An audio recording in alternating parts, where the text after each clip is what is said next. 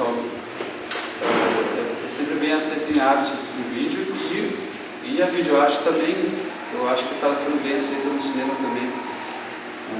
Assim, é claro, sempre em eventos mais alternativos. Está sentindo que o teu trabalho tem boa aceitação? Ele ganhou um prêmio de animação em Gramado e é de cinema, quer dizer, voltado para coisa de animação comercial. Eu fiquei surpreso, assim, achei que um videoarte ganhasse, mas tem vários outros também, não é só o pessoal mesmo, que tem essa coisa, sei lá, é uma discussão de arte, assim, não é feito para rir, para chorar, né, para se emocionar, é só feito para falar sobre questões da imagem. É isso.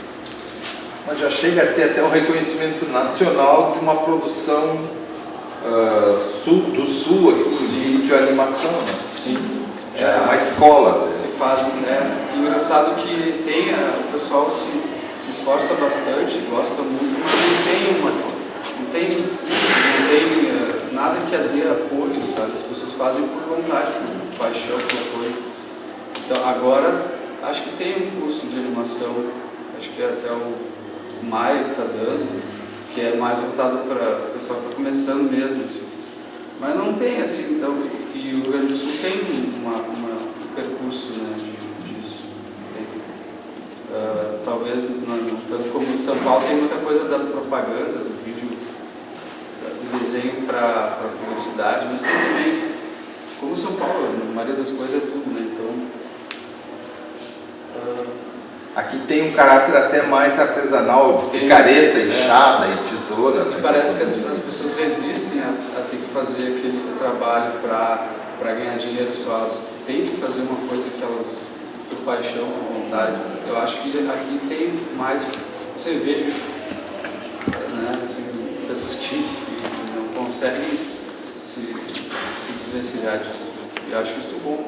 Né? Tem um fermento. Tem um certo fermento ligado ao Sul que de tempo em tempo ele brota e dá um pão diferente, dá um outro bolo. É um fermento, estranho fermento, mas em relação à identidade, às vezes fica dormindo por alguns anos, séculos, às vezes. Tem uma força, tem uma cara, mas ao mesmo tempo ela é difícil de definir. Assim, existe uma estética gaúcha, isso é uma coisa que a gente discutiu, né? Lá em Gramado teve essa discussão. A gente não é o gaúcho só, não é uma figura que eu vou entrar nessa história, só para que eu tenho dúvidas do que é uma estética gaúcha. Assim, eu acho complicado. Parece que os outros estados, outras culturas dentro do país têm mais marcadas. Porto Alegre também, só eu acho. Mas não é um problema também, né? Hoje até eu mencionei uma coisa, Flávio Pons, por exemplo, é um personagem da história da arte. Saiu daqui da arquitetura, ele era amigo do Hélio Sica, fez um trabalho que eram umas mesas cobertas de plástico, uma paisagem de Linholene, que ele ganhou um prêmio de viagem, foi embora para Paris, de Paris para a Holanda, e ele hoje é um cidadão europeu. Ele volta uns anos depois com umas produções em papel e coisas que ele nunca havia feito aqui. Ele disse, é o frio, a neve, me põe dentro de casa. Então essa estética do Sul talvez seja a estética do frio. O Voile Sul é bem isso, né? É um lugar onde as pessoas trabalham dentro. Basta ver o que é Buenos Aires, e o polo do cinema em Buenos Aires hoje é um lugar onde os caras vêm da Europa filmar em Buenos Aires. E tem coisas acontecendo lá que a gente nem sabe, está ali do lado, muito mais perto do que Berlim. Mas é uma estética do Sul. E às vezes tem que sair, né? Ir para outros lugares e voltar e enxergar como é que é. A peculiaridade que é perceber parentesco, similaridade. E até a relação do Estado com o resto do país, porque a gente se acha que é diferente, mas não é tão diferente assim. Né? Então, tu sai para outro país e volta, tem claro, mas essa coisa do frio não existe mais no Porto Alegre.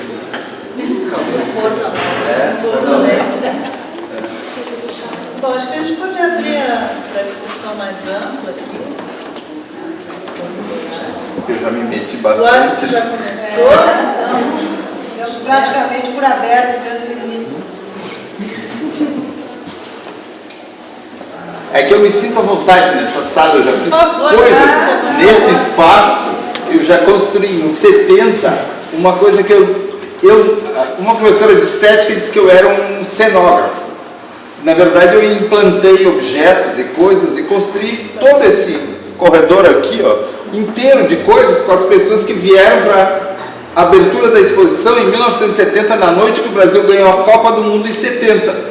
Quando a gente trouxe uma TV colorida para dentro da sala aqui, e o sucesso de público e de crítica foi graças à atitude do Elton Manganelli, que pintava Brigitte Bardot e personagens do cinema que precisavam estar ali.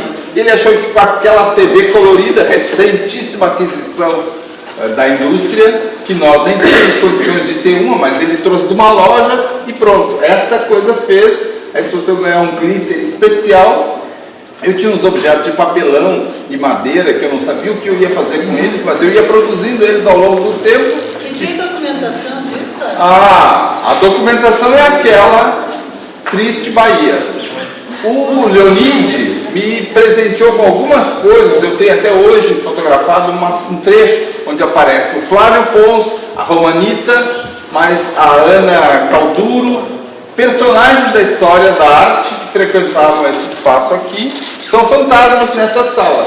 E quando eu venho aqui e olho todas essas coisas, eu revejo esses personagens. Eu fui quase processado porque eu pintei no chão uma coisa que era monumento ao 5º aniversário da Leoitzica e queriam me arrancar o couro, porque alguém me disse, não, é um guachezinho, mas não era guache, era uma tinta mais aderente.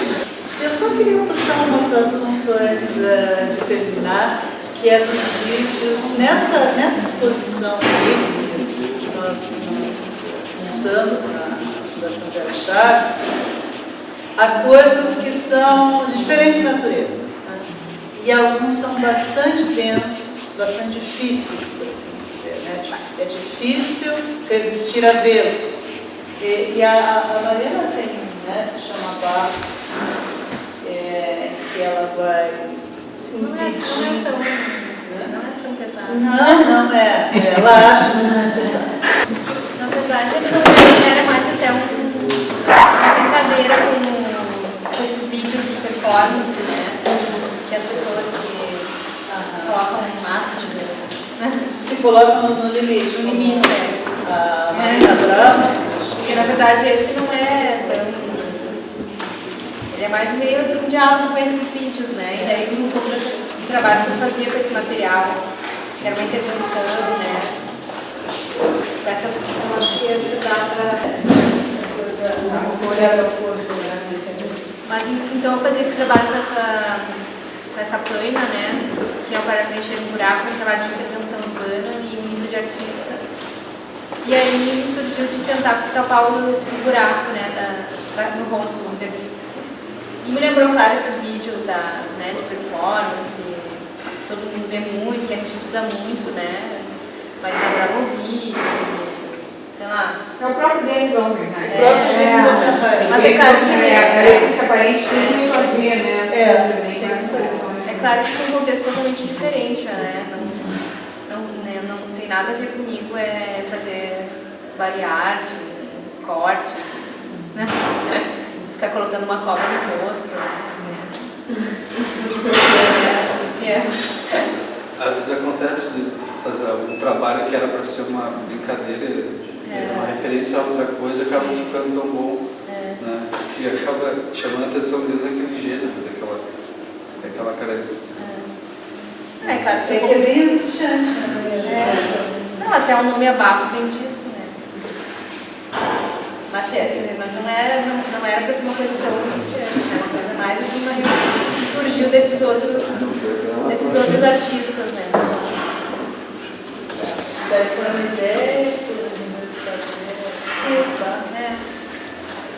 E um vídeo bem curto que fosse o tempo que eu aguentasse e ficar sem respirar, né? Porque seria bem curtinho.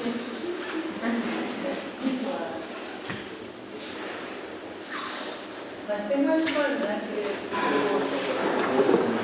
esse é o único termo que eu uso também, assim, seu tangente é o único que eu apareço.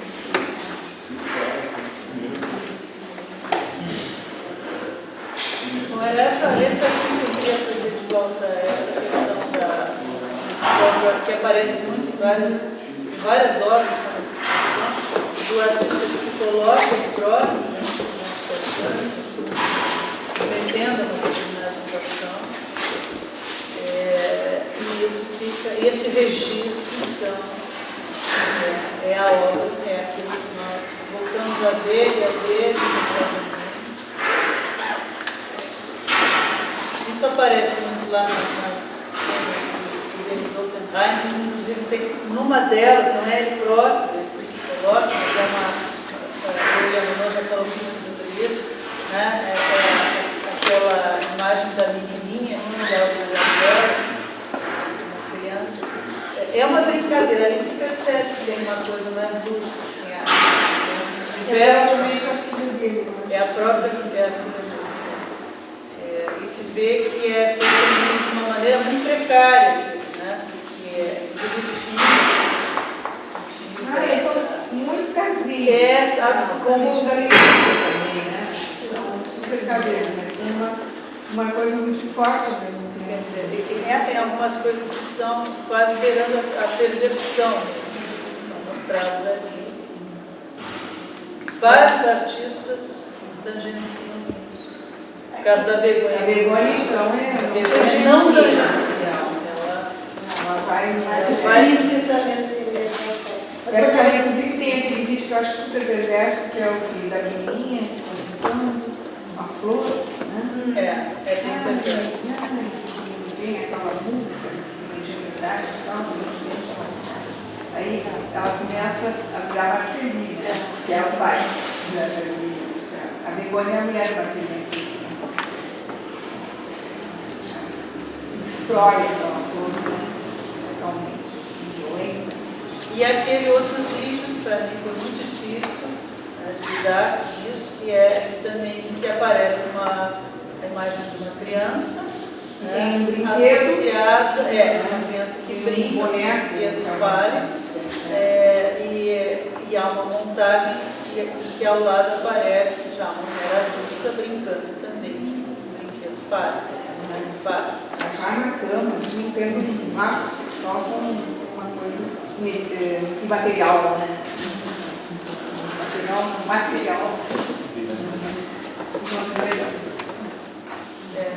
Estou chamando a atenção dessas coisas porque mesmo que os vídeos sejam muito curtinhos, como esse, tem alguns segundos, não sei,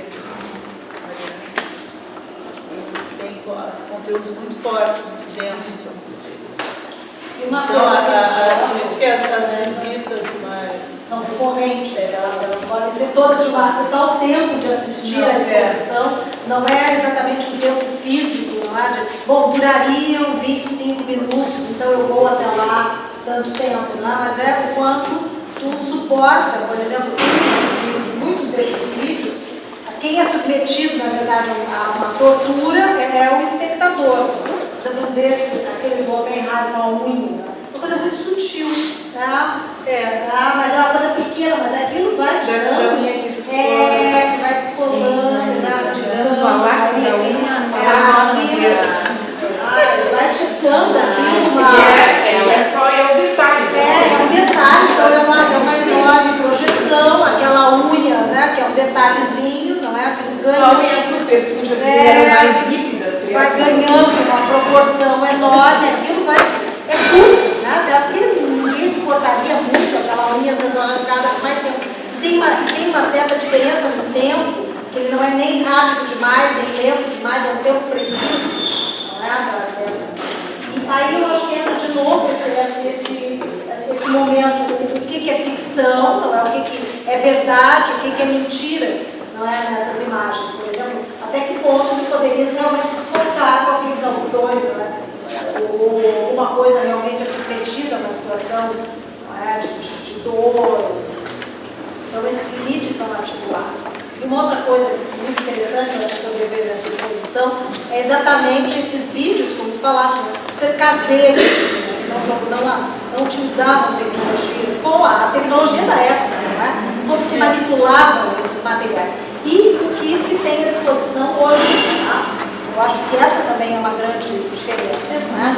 O domínio que se tem disso. O que não significa, né, que a potência da imagem seja maior ou menor em função. Mas eu acho que é uma questão interessante de se discutir. Não, é engraçado vocês falando do vídeo caseiro, a gente reconhece, mas se a gente for pensar assim mesmo.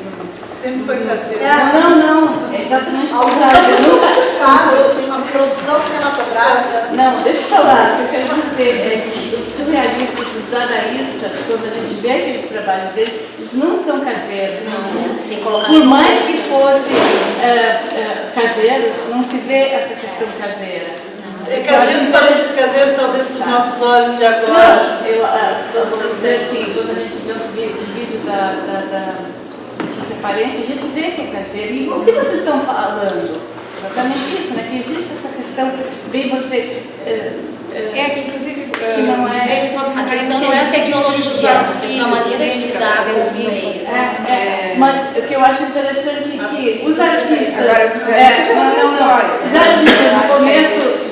Vai se ao cinema. Tá, não, mas eles entraram na linguagem do cinema, claro, eles usavam, eu acho, 16 milímetros, né?